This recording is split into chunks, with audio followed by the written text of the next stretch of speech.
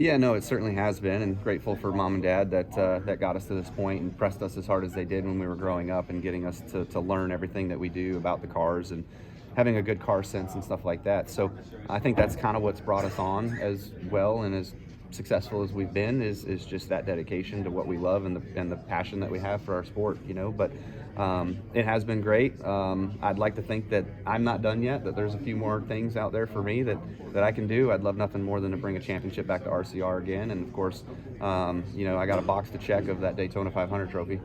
Genuinely curious here. I don't even know if you pay attention to this, but I do at driver introductions. You haven't been getting booed as much, man. You've been getting a lot more cheers at these tracks that I've been to. So yeah, are you signing me up for most popular driver this year? I'm wondering. Do you think you got a chance?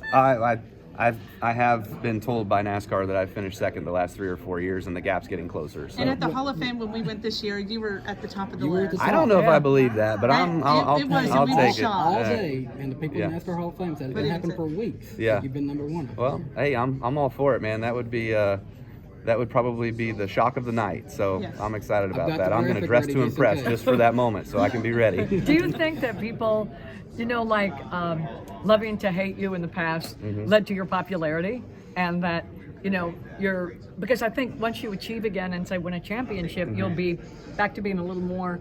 Yeah, no, I think so. When you're young, you come in and you start beating up on the guys that have been here for a while. People don't really take well to that, So you're not very well liked, and especially doing it the brash way that I did early on. It certainly got some more eyeballs on my name, but as I've gotten a little bit older, as I've matured a little bit, as I've not won as often, people are starting to hey man, that guy used to win all the time, but I want him, I'm going to pull for him. I want him to win. Let's see him win some more, so it turns the table for sure. I think that's pretty awesome. I remember how many times did Jeff Gordon get booed after a win, right? Like in the late 90s especially, and then his last win that he had at Martinsville, the crowd went nuts. So that was just times change and the tables turned. Well, when they're booing Denny, yeah, he won't ever come out of that.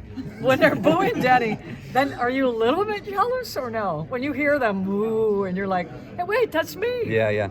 Well, so I remember having the boos be pretty loud during driver intros walking across the stage. Well, it was on me, so I didn't have to look up at the screen to see who it was, right? But now when you're already done with driver intros or you're backstage behind driver intros and you hear it and you're like, wait, who was that? Then now I feel like what everybody else was doing when I was walking across stage. Braxton never asked, why don't they boo you anymore, Dad? No, he's not old enough for the earlier years of when I got a lot of that, so I'd have to turn on the YouTube videos, but we're not doing that anytime soon. Don't show him that Bristol one.